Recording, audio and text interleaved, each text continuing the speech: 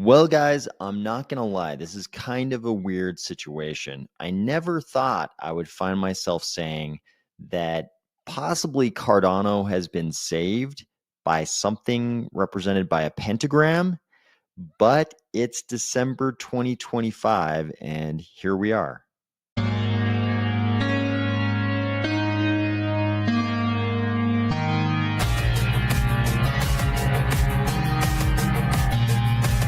If you're not willing to hand out any stars whatsoever until we get back to all-time highs, or if you're finding value in these videos, please consider delegating to the Army of Spies DRep address and the Army of Spies stake pool, ticker AOS. All right, everybody. Thank you. Thank you for joining. Let's see who we have here. We've got Fly Over Me. Thank you. Thank you for joining. Mission Zambia. Good to see you. Eric Williams. Thanks for joining. Brian Packard. Thanks for being here. Carve Me a Smile. That's a very happy, optimistic username. I like it. Yeah, let's go. At Cardano, yo, let's go. Let's go. Wade Robinson, let's go. Okay, so we are on the eve of December 2025. And obviously, markets are crashing as I speak, which is not the kind of thing I was hoping we'd be talking about tonight. We'll talk about that too. But we're also going to talk about the Pentad. Campina 69, thanks for joining. Hi. Greg Meyer, thanks for joining. Let's go. All right, let's jump into it. So what am I talking about? Am I just randomly throwing pentagrams up on the screen? I am not. We're talking about this. Ordo Pentatus. So people have been, mainly Charles, but people have been referring to this new coalition as the Pentad. What are we talking about? We're talking about the Cardano Foundation, IO, Emergo, Intersect, and the Midnight Foundation. I just realized that eventually people are going to call the Midnight Foundation the MFers. They are just like we have the CF, we also have the MF now. But the MF and the CF and IO and Emergo and Intersect, they are the 5 points on the pentagram here. Why is this kind of this is like slightly edgy and slightly not edgy at the same time? Because as we all know, in at least North America, probably all over the West, when you're a good little kid in school, the teacher, puts like gold stars, little gold stickers on your work when you've done a good job. They put the little gold stickers, and that's a good thing. Little gold star is a good thing. But we also have a bunch of other meanings of this symbol, which is why it's a little bit edgy, right? And this symbol has been used extensively throughout history for a wide variety of different things. I think mainly just because it's an easy thing to draw. It's like a really easy symbol to draw. Every little kid figures out they can draw this like kind of cool geometric design with one line, right? Which is why I think it's used so extensively throughout history. We've got all kinds of religious symbolism going way, way, way back across the globe, different cultures, different religions, different uses. And then you've got the occult usage. So, of course, like a lot of very old symbols, it got picked up by various occult groups. And for a while, especially in the West, it was, very much associated with those kinds of movements, to whatever extent you want to call that a movement, those kinds of groups. But it's also, such a common symbol. You see it on flags, various parts of the world. Here are 2 countries in North Africa, in Morocco, and in East Africa and Ethiopia. So we see it in a lot, the flag of Nagasaki. We see it in a lot of different places. But in this case, it represents a new unity that we're seeing for the first time in Cardano in a while. This is all these different groups coming together.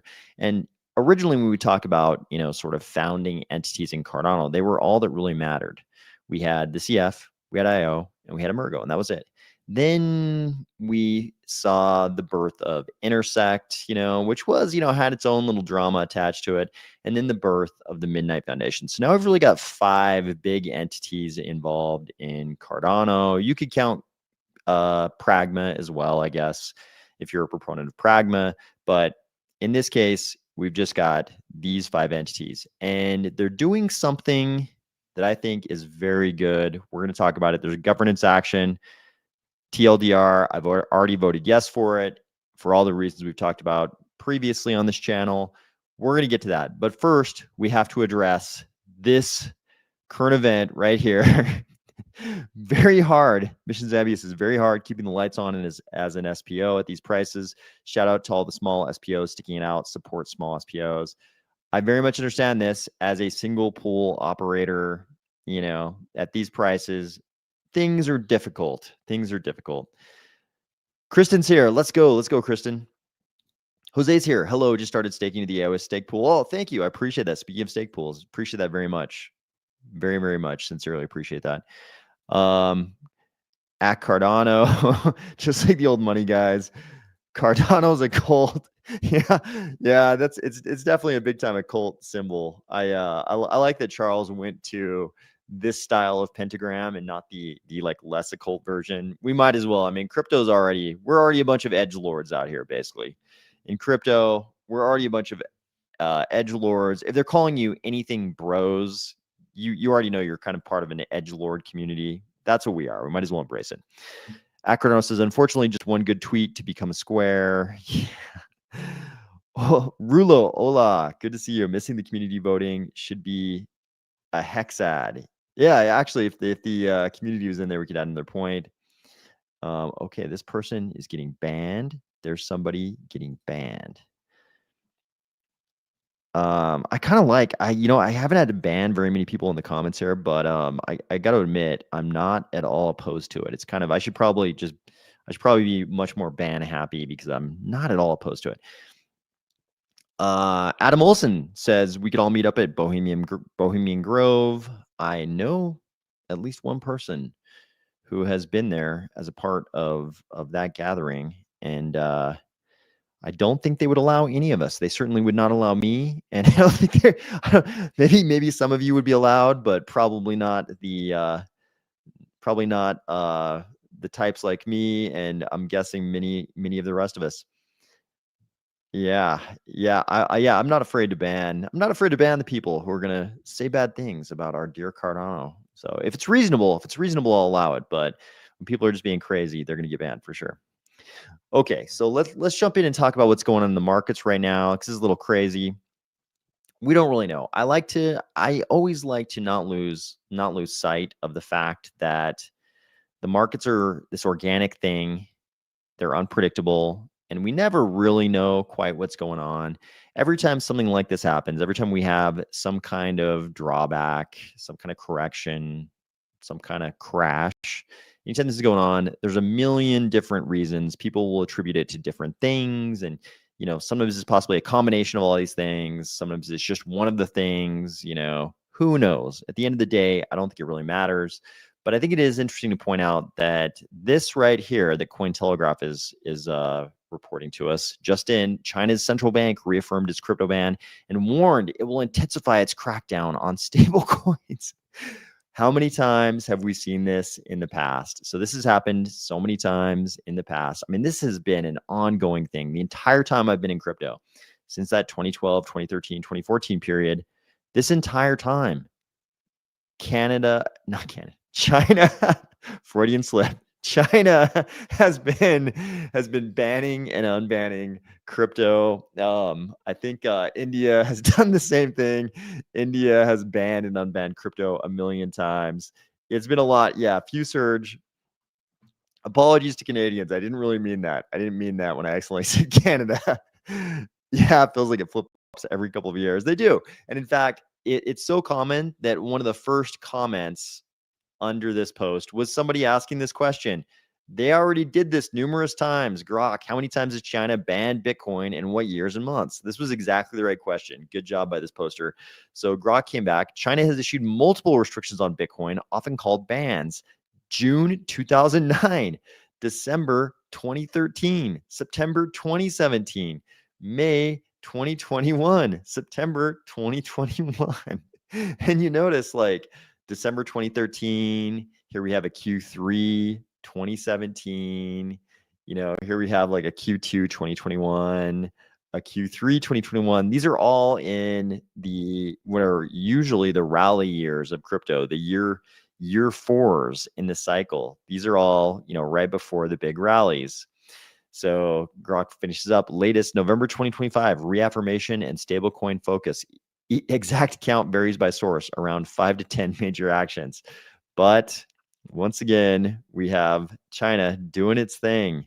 There's always a lot of conspiracy theory around this, like someone wants to buy, or these are capital controls because they're afraid of some big macro movements. They're trying to keep capital inside the country, that kind of thing. So who knows? Who knows what's going on? Burkett says, "Is this where we were going, Charles Manson?" Nope. I don't think Charles Manson is going to be involved with any of the groups in the Pentad. If if Charles Manson, if anybody elects Charles Manson as the president of any of those organizations, I think they will definitely get kicked out of the Pentad. So I think we're safe there. Mr. iWebco DMS says, "Good evening, AOS peeps. Doctor's orders. I'm no longer allowed to look at crypto's prices." That's probably a good prescription for any of us at this point. I think there are times when it's best just not to. I know you all have that spreadsheet. I know we all have this, like, some kind of a spreadsheet. For some of you, it's like inside of some wallet you keep, or, some wallet that keeps track of all of your positions. Some of us, it's like a spreadsheet where we've, entered all the formulas and, all the little scripts for it to auto update, all that kind of stuff. But everybody's got some kind of a spreadsheet or something they open up that shows them all of the prices and all the values for, a lot of the things, at least in their portfolio. Now is a great time not to look at that thing, whether you keep it as a Google sheet or whatever. Now's a great time not to look at it, I think.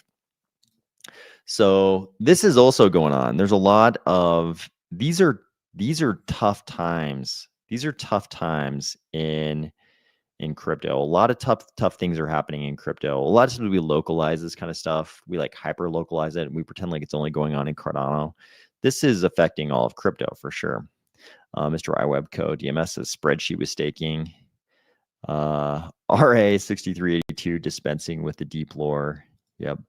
Hard to understand why people sell their crypto for failing fiat. Yeah, you pretty much summed up the whole thesis in crypto. So this is kind of interesting. So this is apparently the CEO of MicroStrategy. Of course, you associate MicroStrategy more with this guy, Michael Saylor, and his, cybernetic hornets type rhetoric. But this is kind of interesting.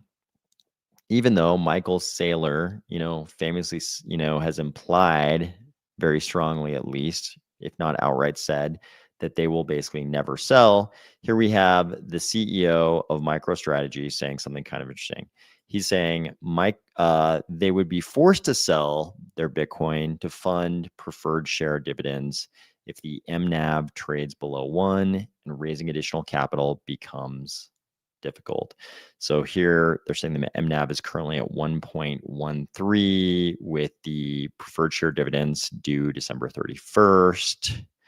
And I'm guessing, I don't keep track of their capital structure, but I'm guessing that this is accurate, that those are the last characters in the sort of tickers for their preferred equity. But if you're curious what this ratio they're talking about is, here's Grok to the rescue. MNAV in finance, particularly in the context of cryptocurrency and Bitcoin treasury companies like MicroStrategy, stands for multiple of net asset value or market net asset value. It's a valuation metric that compares a company's overall market or enterprise value to the net asset value of its cryptocurrency holdings. So they're just comparing, it's a ratio comparing the value of the treasury company to the sort of market value of its actual crypto holdings. So they say MNAV helps investors gauge market sentiment towards the company's crypto strategy, and MNAV greater than 1 indicates the market values the company at a premium to its actual crypto holdings, while below 1 suggests a discount. And obviously that's a problem. If MicroStrategy is cheaper than its actual crypto holdings, that's bad. That means that means they're trading at a discount to their actual holdings. That is obviously not what they want. So that's what he's saying. He's saying if this ratio goes below 1, then they would actually have to sell Bitcoin. This is something we've talked about before on this channel. I've argued that if Saylor didn't have enough control over the company and things got bad, then there could be circumstances under which they would sell. People would go crazy when I would say this, like a year or two ago. People would go crazy and get real defensive when I would say this, but here we've actually gotten to the point where they're even saying it. At Cardano says, yep, spreadsheet with web auto pricing so I can feel the pain real time. That's me too. That's me too. I have not looked at it this evening, and I'm not going to because the pain is too real. The pain is way too real. So that's MNAV. So let's get to what's going on with the Pentad, what the Pentad's up to. So obviously a lot of pain in the markets. We've been through it before. This is probably nobody's first rodeo listening to this live stream right now, and even listening to this on record. Probably, not a lot of people have jumped in without feeling pain. So I don't think anybody is going through their first, drawdown rodeo. But it's going on. I don't think there's much to say. It's just bad. Definitely the silver lining is that literally by the time most people listen to this, and for most people, even a lot of people listening right now because of time differences, it's already December 1st. What do we know about December 1st? December 1st is the end of quantitative tightening. December 1st is literally the end of quantitative tightening. So it's a little bit poetic in a negative way that we weren't going to get out of this quantitative tightening cycle without one last gigantic dose of pain. So I'm hoping this is the last gasps of, contraction, Fed balance sheet contraction, at least. If we're going to be in this quantitative tightening environment, in a bad, ironic, way, it kind of makes sense that we'd have to suffer one final really bad bout of pain to actually make it to December 1st. So hopefully this is it. Hopefully quantitative tightening ends tomorrow, and then we start looking at sunnier skies, bluer skies. Hopefully that's where this thing's going. So in the meantime, in Cardano, we have some wonderful things going on. So since the last time we talked, this was fielded. This governance action, this is an info action. Right now, the way the budget, the treasury withdrawals work, you have to go through an info action, and which is kind of, info action is kind of, if you read what info actions were originally envisioned to be, it's kind of just like this temperature check thing. But the way the treasury withdrawals work right now, they do an info action before they do the actual withdrawal governance action. So this is the info action that has to happen first. And this is the Pentad, those organizations we just talked about: IO, Cardano Foundation, Emergo, Midnight Foundation, and Intersect, all of whom are actively engaged in negotiations with integration partners. So who are these integration partners? So they say they are requesting 70 million ADA, and this is important because people see that number, 70 million, and in their head, sometimes subconsciously, they translate that to 70 million USD. But, a little while ago, when we were still at 39 cents, which is wild to be saying in December 2025, when we were still at 39 cents, a little over, this was like 27.377 million USD, right? So we're not talking about 70 million USD. I think some people are getting confused. We're not talking about 70 million USD. We're talking about 70 million ADA, which currently is like 27 million USD. So this is what they're asking for: to establish a strategic integration fund supporting the onboarding of critical infrastructure, including, and here are the big bullet points, tier one stable coins. And notice it's plural here: tier one stable coins, institutional digital asset custody and wallet infrastructures, on-chain analytics platforms, cross-chain bridges, and pricing oracles to the Cardano ecosystem. We talked about this quite a bit last week. I did the whole video Cardano's leap of faith, saying we should just take that leap of faith. We should be the moon man jumping over the chasm because we've got to cross that chasm. Like eventually we have to get there. Now's the time. Let's do it. Midnight, the night token is launching in, by the time most of you listen to this, it'll be 7 days. It'll be launching in like 7 days. December 8th will be the commencement of the Hilo era of midnight, and that'll be the launch of the night token. Like a lot of things are going to happen in 2026 in crypto. We've also talked a lot on this channel about how Chairman Donald is facing midterms in November, and you already know what this administration is going to do. They're going to juice the economy as hard as they possibly can from January to November, right? Somewhere in that range, they're going to do everything they can to make the economy feel very, very healthy because they know Republican administrations don't do well when the economy's not doing well. The Republican Party, the right, will not do well if the economy is not good. That's the one thing they absolutely cannot. That's a mission critical item for them. They absolutely must do well in the economy. So I think they're gonna do, who knows the way it'll end up looking, but I think they're going to push on all the levers. They're going to use everything they can. They're going to inject the economy with as many syringes as they can to juice things. I think that's the way it's going to go. So this is a pretty good narrative. If we go into that kind of environment and nobody knows how it's going to turn out, if things are going to go well next year, if things are not, but if things go well, and we've got this narrative that, hey, for the first time, I mean, Cardano's been around a long time. It's been a long time since the ICO, guys. What are we working on here? 8 years? Cardano's been around 8 years. We've never had any of these things. We've never had tier 1 stable coins. We've never had institutional digital asset custody.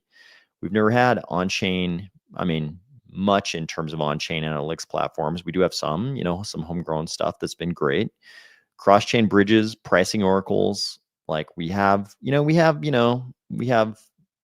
have the big oracle that everybody wants us to have. We don't have the tier 1 stable coins that everybody wants us to have. We don't have the big bridges that everybody wants us to have.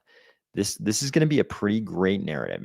And I'm not trying to, I don't want to diminish the work that's been done on some of these things internally.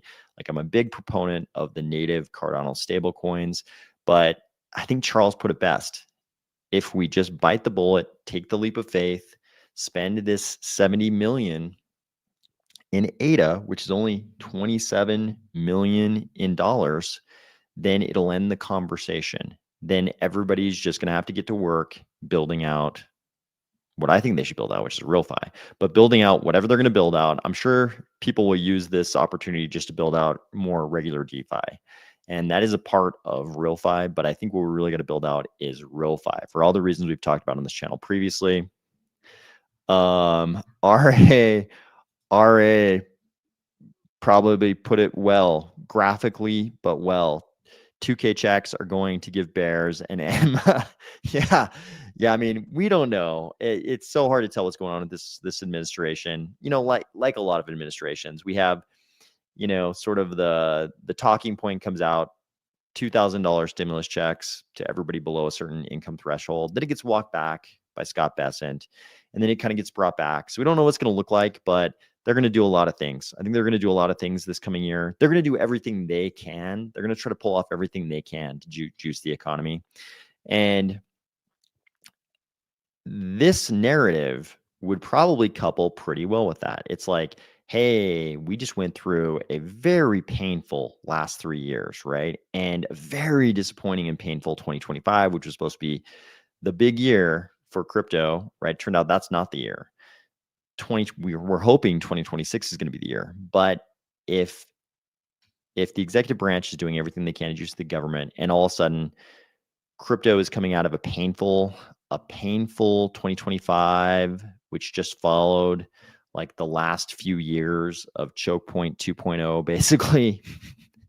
and And all of a sudden Cardano comes around and we say, hey, not only are we launching this brand new state-of-the-art privacy layer with zero knowledge technology, we're also going to have tier one stablecoins for the first time. We're also going to have the Oracle everybody wants us to have for the first time, Chainlink. We're also going to have bridges like everybody's always wanted us to have.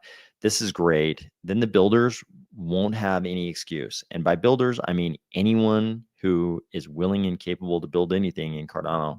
Everybody can just close the folder on the whole we need the following things discussion, and we can just get to work building. This could be a really great narrative for Cardano going into 2026. Adam says, I could have swore we hooked up with Chainlink a couple years ago. They've been talking to him for years. And I think multiple parties in Cardano have been talking to him for years. Definitely IO, probably the CF, probably even Emergo.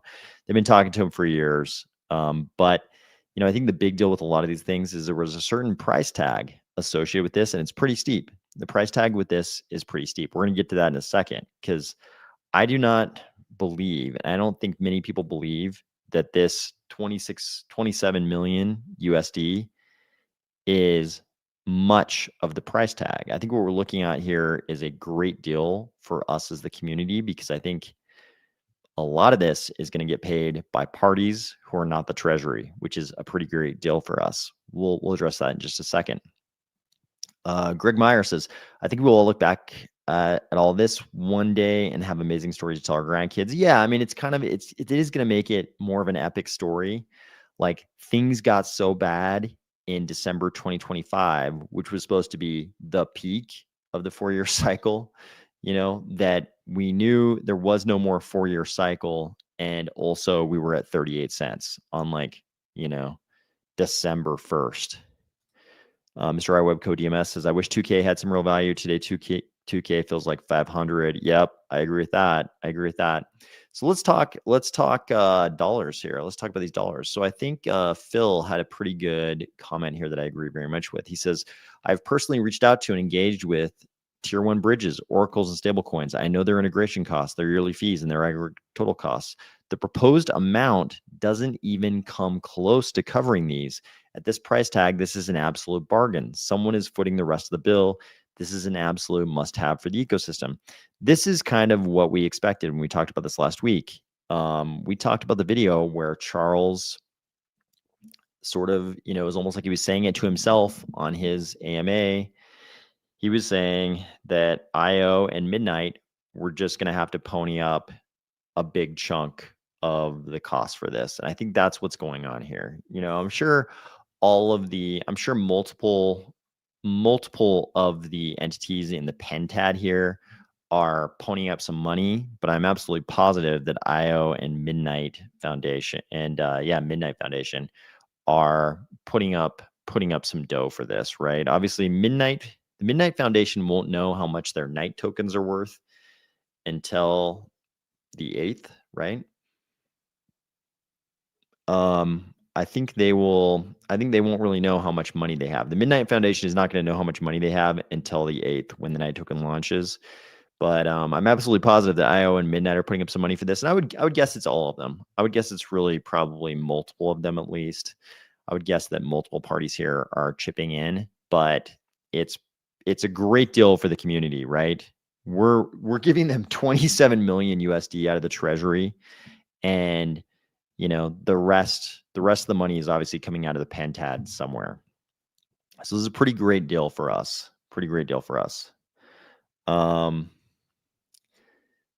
We also may need to enact this governance action just to extend the net change limit. This, as far as I can tell, is not going to actually change the net change limit. You know what the net change limit is? This is the total amount of ADA quantified as Lovelaces, which is like the unit that is smaller than ADA inside the Cardano ecosystem. This is the maximum amount of Lovelaces that can be removed from the treasury during the NCL period. So the whole deal is the current net change limit was to go until the conclusion of Epic 604. Epic 604 is also when this governance action, info action will end. So that means they've got to finish this info action. They've got to do the treasury with the actual treasury withdrawal governance action. Then they've actually got to they've got to do the actual withdrawal. They've got to remove the funds. So it makes sense. They do this action to give them another 8 epics.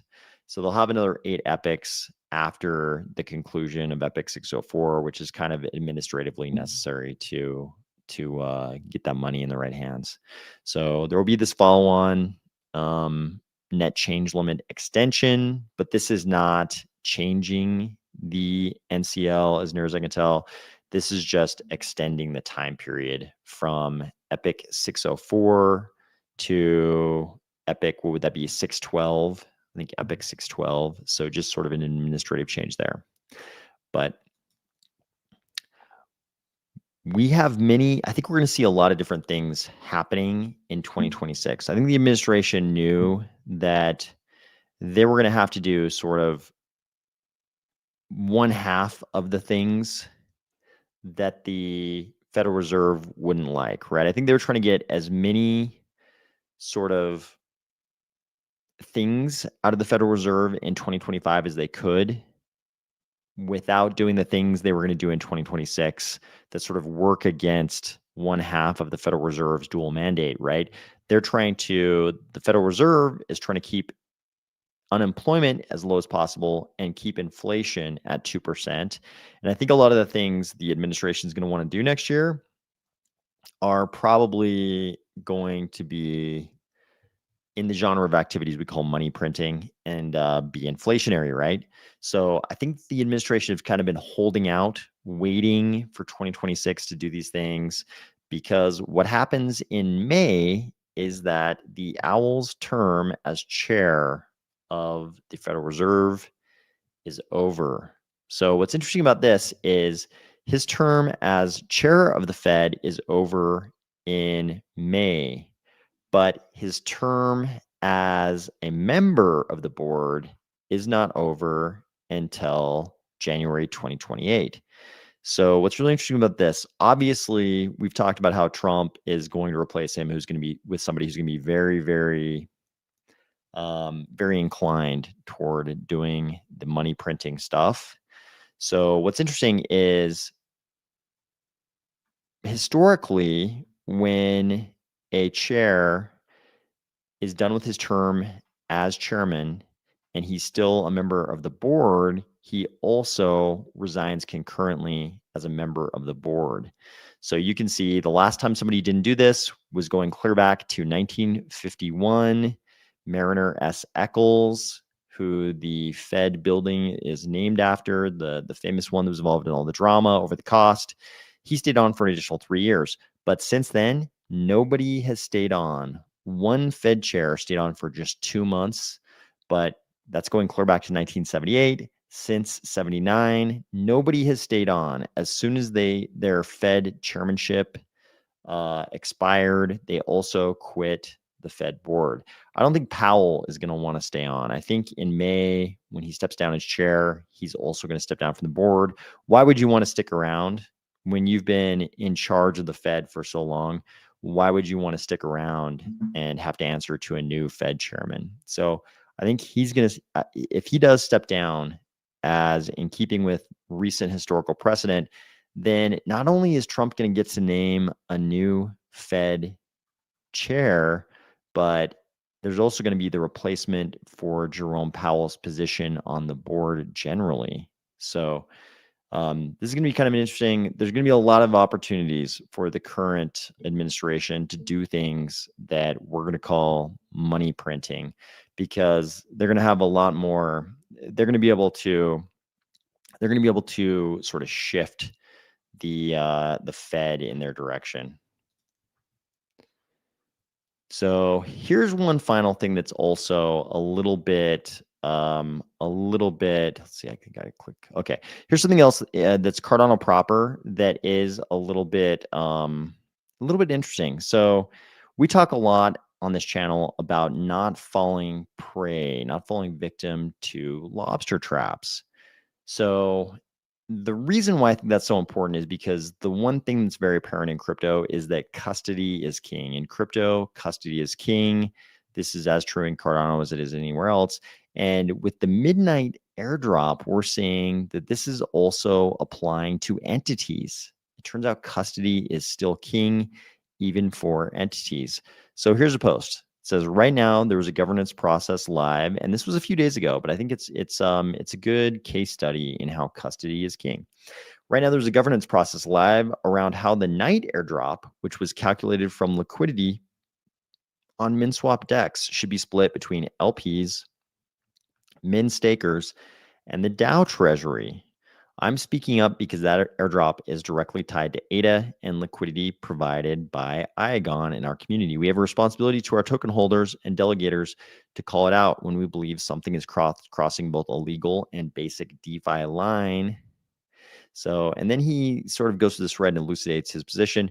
MinSwap's own operating agreement is very clear that users who provide liquidity via non-custodial smart contracts shall at all times remain the beneficial owners of those digital assets. That is the core problem. The current proposal framework assumes the DAO can retroactively decide how much of an LP-linked airdrop it keeps for the treasury and min stakers, and only then decide how much is given back to LPs. There was no prior rule saying that that would happen. No pre-snapshot. I'm guessing this is a MinSwap improvement proposal that warned LPs that partner chain airdrops based on their liquidity would be subject to a governance tax, introducing that after the snapshot looks in substance like a retroactive reclassification of value that belongs to LPs into value controlled and partially retained by the DAO. That clashes directly with the LPs remaining beneficial owners. So obviously what you have here is you have sort of like competing expectations or competing, aspirations to get those night tokens. So you've got liquidity providers who are saying, hey, we were supposed to at all times remain the beneficial owners of our ADA, which means we should also be the beneficial owners of the night tokens. And then you got these other parties like min stakers saying, hey, we own the tokens related to this platform. We should have a share of any kind of airdrop coming to the platform. But however this shakes out inside the community of that particular DeFi platform, I think it's an interesting use case that no matter what in crypto, custody is king, right? It's like when somebody else has custody of your assets, you run into controversies like this.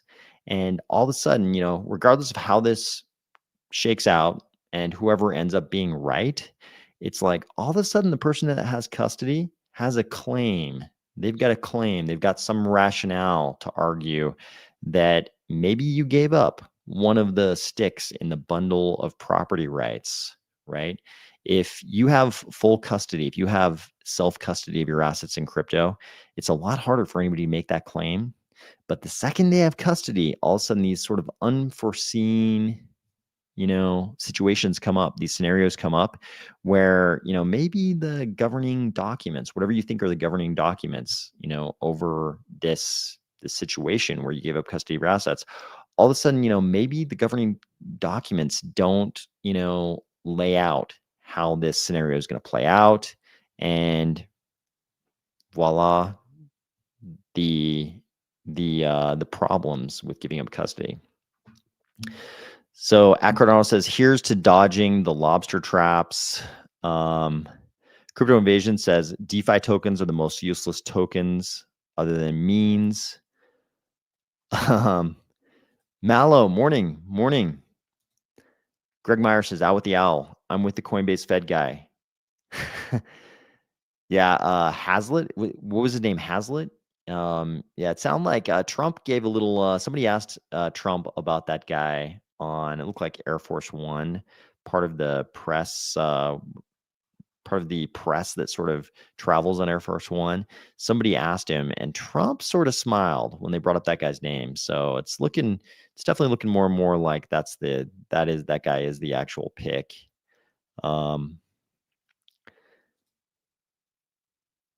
Burgenet says Trump is making an announcement before Christmas about something big. Yep. Besant said that. Besant said that Trump's gonna have one last surprise for us before Christmas. So that'll be interesting. RA says Ergo has the same problem. Very expensive to get some of those entities to work with you. 50 million cap on one of the best bridges listed. Wow. Yeah. It's probably, yeah, it's expensive. I think we're getting a pretty good deal on this, but yeah, I think so I think the interesting thing, this is actually the most interesting thing going on in Cardano right now.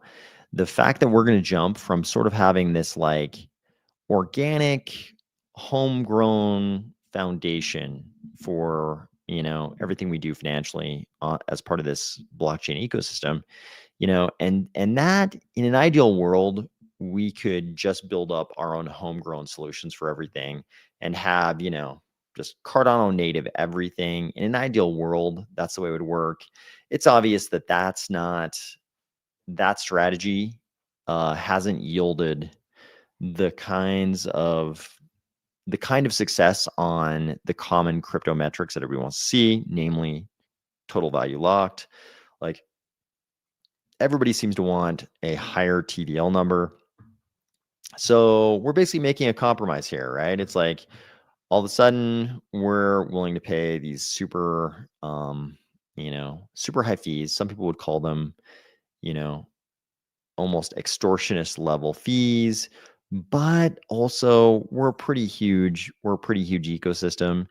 And in this case, it looks like some members of the Pentad, some maybe all, are willing to pick up the rest of it. And it looks like we're getting this at a pretty good discount to actual market value. 27 million by all accounts is only a fraction of what this would actually cost. So it sounds like at least IO and the Midnight Foundation, but probably several members of Pentad are paying for a lot of this. Rest in peace, Charlie Kirk says, the crash has me feeling like a failure again 4 years later, and I'm in the same boat. Kind of sad. Glad the community is good here at least, but yeah, ouch. Evening from Arizona, USA. Yeah, this is I'm a little bit glad this happened after the Thanksgiving dinner crypto conversations. This would have made us look even worse as we face the family firing squads. So I'm glad this did happen a day later, but it's still painful. It's still pretty much unlimited pain. We're in like the unlimited pain character arc. This is like the part of the action movie before the training montage, like the 90s martial arts movie. This is like the part where, some member of Jean-Claude Van Damme's family just gets victimized, and then he goes into the training montage and comes back and takes revenge. This is like the victimization part. This isn't the training montage. I think the Pentad going out and getting these integrations, that's part of the training montage. The Night token taking flight, that's part of the training montage. So Mallow, the markets are crashing. The markets are crashing. That's what happened. But so I think this is sort of the victim, the low point for the action hero here. This is the part where something bad happens to JCVD's, friends or family. But the training montage hopefully comes next. Hopefully the midnight story, Cardano suddenly growing like this extra arm, this extra privacy layer, this, the most substantial layer in the Cardano layerverse aside from the base layer. Us suddenly sprouting that new version of ourselves, the Night token sort of taking flight. We've got a nice, the great thing about the midnight eras, Hilo, Kukolu, Mohalu, and Ua, they all are scheduled to take place in 2026. So this is a pretty good narrative, right? That's all happening in our first partner chain. The Night token is taking flight in just a week. All these integrations, the Pentad is going after all these integrations with a bunch of money. Sounds like most of it not even ours. It's theirs. So that's even better for us. And the administration is probably doing everything they possibly can to juice the economy. This is a pretty good narrative. If we go from this rock bottom point, we go through the training montage, and then it's time for the big battle, at the end of it, sort of as Adam's pointing out, like we finally get to the last fight in the Kumite in Bloodsport. This is this is a pretty good. This could shape up to be a pretty good narrative. It's definitely going to be epic if things go our way. This is definitely going to be that epic kind of story arc where we go from, the lowest of lows, hopefully, to the highest of highs. But we'll see. Like I always say, the markets are this wild organic beast. Nobody really knows what's going to happen. If anybody knew what was going to happen, they would have told you like a year ago, hey, by the way, we're going to be at like 38 cents in December 2025. But nobody was really telling you that. The same number of people who were actually saying that a year ago is just like the statistical average of a whole bunch of people in crypto, sort of saying all the things. Like there's always somebody, from the guy who's saying, we're going to be at, $250,000 Bitcoin, to the guy who's saying that Bitcoin will be at zero, the shifts of the world, basically. There's every point in between. And the same number of guys who were telling you a year ago that we'd be at 38 cent ADA is like just the statistical distribution of, the one guy who was on that particular part of the spectrum. So that's how we know that these markets are unpredictable and nobody really knows. Yep, Mission Zambia, Rocky doing one-hand push-ups. We're about to enter that zone. Right now, we're sort of in the low point where Rocky is like super broke, and it doesn't look like he's ever going to win a fight. We're kind of at that point right now. Mallow says, "Oh, that's nothing new. Was thinking some hack again." Yeah, nothing like that. It's just typical, crypto drawdown, crypto craziness, crypto crash, the things we've seen a million times in crypto, at least over the last, the last 15 years of crypto. S. Walker says, "My dog is holding me now. Don't worry, Dad. I don't need smoky bones. We can live on the streets together." That's how I feel. I think there's a part of all of us that feels that way. And we all have something like that dog. We've got to tell them the story. We've got to tell them the narrative about how things are going to get better. It eclipses 62 days to something massive. Yeah, we got to keep this dream alive. We got to keep this dream alive of the 75 days to trillions of dollars in liquidity. Who knows? Maybe the Trump, maybe that was a reference to whatever Besant is saying is going to happen before Christmas. This like pre-Christmas shocker, whatever that is, hopefully, I don't know if that's going to be, there's a lot of rumblings about reduced income tax. I don't know how that could possibly happen, but if it's anything that massive, I mean, that could produce, there are a lot of different ways they could come to trillions in liquidity. So hopefully it actually happens in the next 62 days. That'd certainly be welcome in crypto, I think. Cardano says, "We need crypto to become the bank replacement. New Zealand banks are now to make it mandatory to collect behavioral and device level surveillance." Woo!